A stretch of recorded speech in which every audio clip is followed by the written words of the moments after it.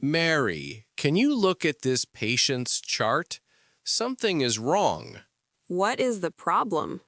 The patient says he cannot hear well, but the test results look normal. How long does he have this problem? 3 weeks.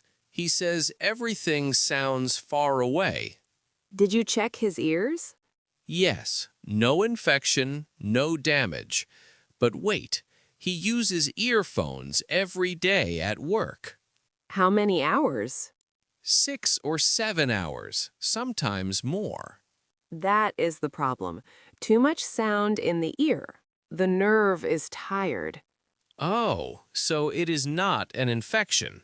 No, we need to tell him to stop using earphones for 2 weeks and lower the volume.